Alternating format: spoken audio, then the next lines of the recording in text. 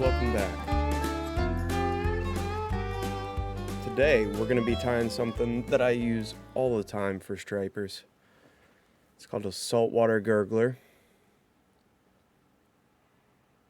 It can be tied in a lot of different colors, a lot of different variations. You can really change what you do with this fly. It has a lot of things that you can change about it, but it's also pretty simple and super easy to learn. It makes a beautiful splash on the water, and it's perfect for attracting those big hungry fish. So let's start off by getting all the materials that you need. And it's all about having fun, right? We're going to make mistakes, but we're going to work through them, and it's going to end up looking beautiful. So first we're going to start off with a nice hook, strong saltwater hook. A 2.0 4.0 is pretty perfect for it, but use what feels right. Make sure you've got that hook nice and secure in the vise. We don't want it going anywhere. First you're going to set some bucktail. You try to get that as a nice base layer for what we're going to be building on top of it, which is kind of a flatwing style with just a single nice flatwing style feather coming off the back here. Like I said, you can change this up to fit whatever materials you might have. I've done this with a lot of different tails, and it works pretty well no matter what you do. It's really about the splash that the foam produces at the front.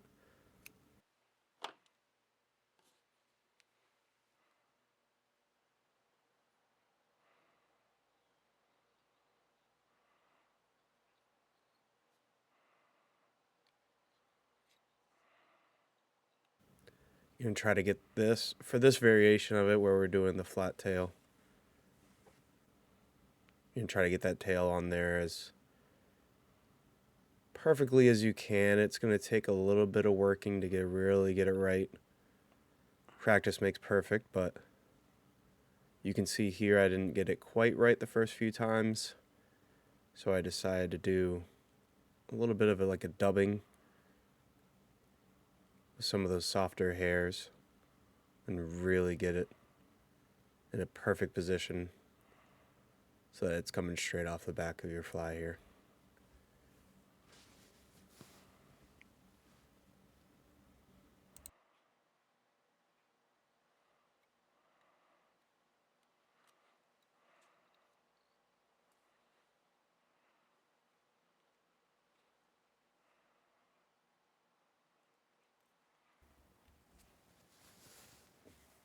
So now you can see I'm just using some of those soft feathers to kind of create a pillow there.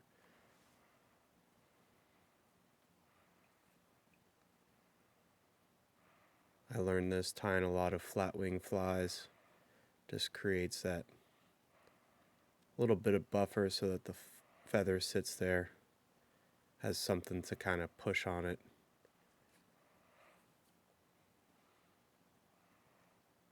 And you're not fighting with it as much.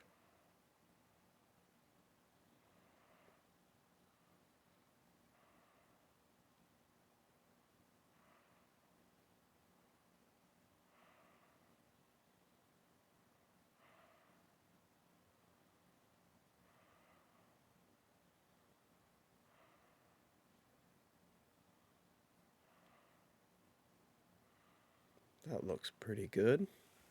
It's kind of the look we're going for straight out the back there.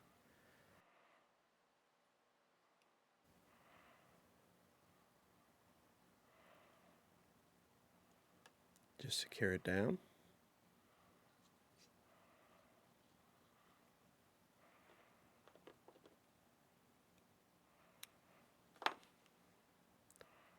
This is also a nice part where you can really change up what you want to throw for flash. If you want to throw some more feathers, really give it that big tail that's splashing around, really give the fish something to look at. I'm just going to throw some flash on it because I think that looks best.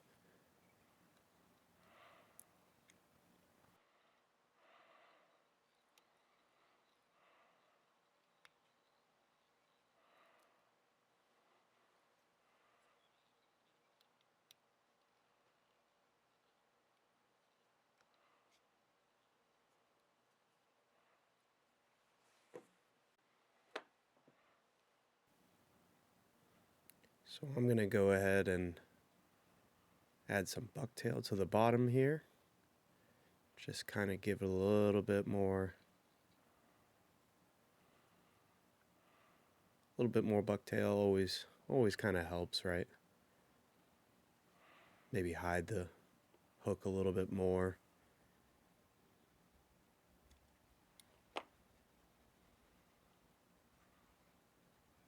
To secure it down.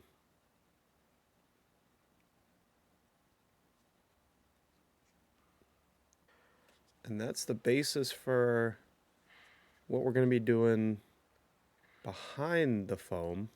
Now this is a pretty critical part, as you can see on my foam, that I've cut one side so that it, when I tie it down, it doesn't create a huge buildup on the hook here. You're going to want to secure that as close to that tail that you've made as you can, so that you don't have a gap between the two. I find sometimes I move it a little bit far forward and there's a little bit of a gap.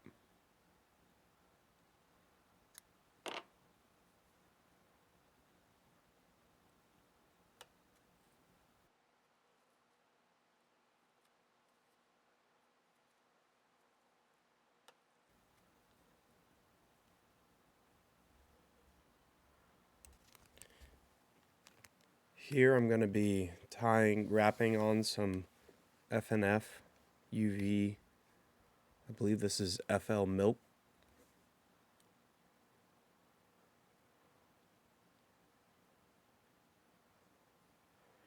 You don't want to go too far forward here because you do need some room to get that foam secured to the front, so leaving a little bit of gap for yourself at the front is pretty critical here.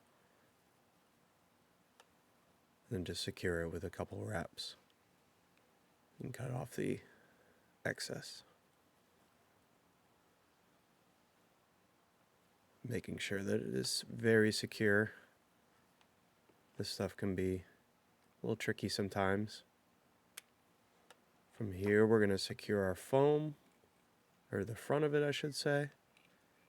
With this you want to get it as straight as possible on the hook, so that'll make a huge difference once you throw this thing in the water. A few good wraps around, getting it fairly tight. And then here I'm building up the front so that our foam is sitting vertical, so that it really pushes that water when you strip it through. That's what really gives it that popping motion and really drives the fish crazy. Pretty durable flies. I've thrown these at stripers, at bluefish, albies, and while the foam does take some abuse, they last pretty well. They're a good fly, all-around fly to use, especially up here in New England in the saltwater. And that's the Saltwater Gurgler. Like I said, you can really make this fly your own. You can really change around a lot of things with it. Change the colors, the foam density, what you use for the tail section, what you use for the body. You can really make this your own. And I really appreciate you guys watching this today. If you guys have any suggestions for what you would like to see on the vise, leave it in the comments section below. I'd really appreciate that. Or if you would also subscribe and like this video, that'd be fantastic. Make sure you tell me if this fly works for you, if you end up using it and catching some fish.